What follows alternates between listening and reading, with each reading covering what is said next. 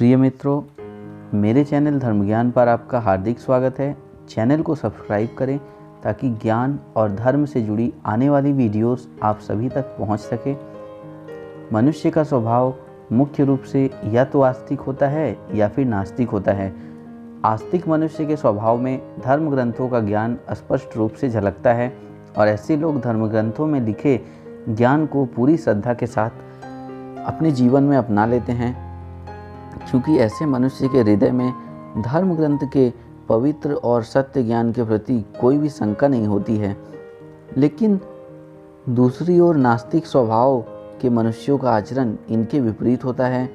ऐसे व्यक्ति धर्म ग्रंथों में लिखी शाश्वत बातों को मानना और जीवन में अपनाना तो दूर, बल्कि ये तो भगवान के अस्तित्व पर ही संदेह करते हैं। ऐसे लोगों का सबसे पहला प्रश्न होता है, यदि भगवान है तो दिखाई क्यों नहीं देते हैं। इन नास्तिक स्वभाव के लोगों ने भगवान को बहुत ही सस्ता समझ रखा है। इनके अनुसार ये जब चाहें तब भगवान आकर इन्हें दर्शन दे, तभी ये मानेंगे कि भगवान होते हैं। जिन भगवान को देखने के लिए कई जन्मों के प्रयास लग जाते हैं, ऋषियों के कई वर्षों के तप छोटी सी भूल हो जाती है तो व्यर्थ हो जाता है और भगवान के दर्शन नहीं हो पाते हैं। जिनके एक झलक मिलने से मनुष्य मोक्ष को प्राप्त करता है, जिनके मात्र पलके झपका देने से सारा का सारा ब्रह्मांड नष्ट हो जाए, ऐसे सर्वशक्तिमान भगवान को नास्तिक लोग बस दो शब्द कह के देख लेना चाहते हैं। जिस पर भगवान रीझते हैं, एकमात्र वे ही उन्हें देख और जान पाते हैं। भगवान तो त्रेता युग में भी आए, लेकिन रावण जैसे नास्तिक कहाँ उन्हें जान पाए। वो तो द्वापर में भी धराधाम पर अवतरित हुए, लेकिन अर्जुन ने उन्हें जान लिया। वहीं दूसरी ओर दुर्योधन जैसे नास्तिक स्वभाव के लोग कहाँ उन्हें जान पाए।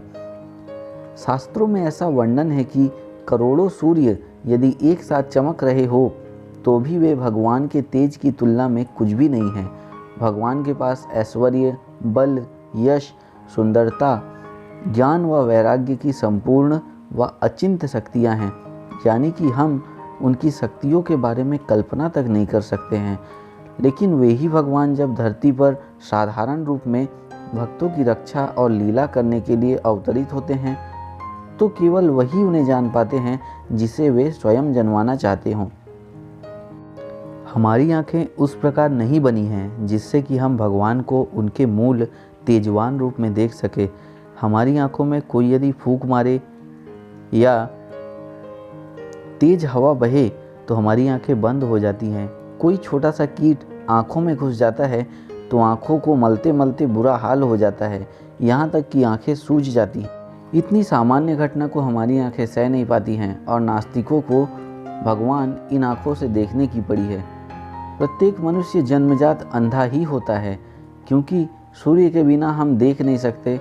सूर्य यदि उदित ना हो तो हम अपने घर की वस्तुओं को भी न देख सके। इसलिए रात्रि में हमें देखने के लिए बिजली के बल्ब या चिमनी के सहारे की आवश्यकता होती है और दिन में देखने के लिए सूर्य के प्रकाश की आवश्यकता होती है। और इन मूल्यवान विकलांग आँखों के सहारे नास्तिक लोग भगवान को देखना चाहते हैं। आँखें तो हमारी इतनी सक्षम हैं कि हम अक्सर धोखा खाते ही रहते हैं। जैसे रस्सी को सांप समझ लेना भी आँखों का धोखा ही है। अगर कोई आंखों के पास टॉर्च को लाकर जलाता है तो हमारी आंखें कुछ क्षणों के लिए चौंधिया जाती हैं और हम देख नहीं पाते हैं। खुली आंखों से सूर्य को लगातार हम देख नहीं पाते और हम अगर इन लाचार आंखों से भगवान को देखने की बात करें तो ये एक मूर्खता की निशानी है। अब प्रश्न उठता है, तो क्या हम इन आंखों से भगवान को नहीं देख सकते? जी नहीं, हम उन्हें देख सकते हैं। जिस प्रकार बिना सूर्य प्रकाश और बिजली के मनुष्य चीज़ों को देख नहीं सकता है, जिस प्रकार बैक्टीरिया को देखने के लिए वैज्ञानिक को यंत्र की आवश्यकता होती है, उसी प्रकार भगवान को देखने के लिए मनुष्य को भक्ति के सहारे की आवश्यकता होती है। भक्ति ही एकमात्र साधन है जिससे हम लोग भगवान को देख सकते हैं। भक्ति के सहारे ही तुलसीदास जी ने भगवान श्री रामचंद्र जी के दर्शन किए और भक्ति के सहारे ही सूरदास, मीराबाई, प्रहलाद आदि भक्तों ने भगवान के दर्शन किए।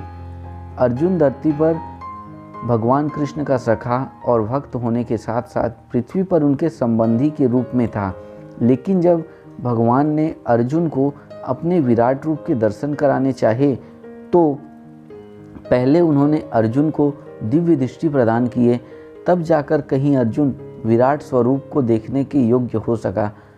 जब मनुष्य भक्ति करता है तो धीरे धीरे वो उस स्थिति में पहुंच जाता है जिससे उसमें हृदय को परिवर्तन करने की क्षमता आ जाती है और उसका हृदय एक समय पर पूरी तरह परिवर्तित हो जाता है, जिससे वो भगवान के स्वरूप को देख सकने की क्षमता को भी पा लेता है।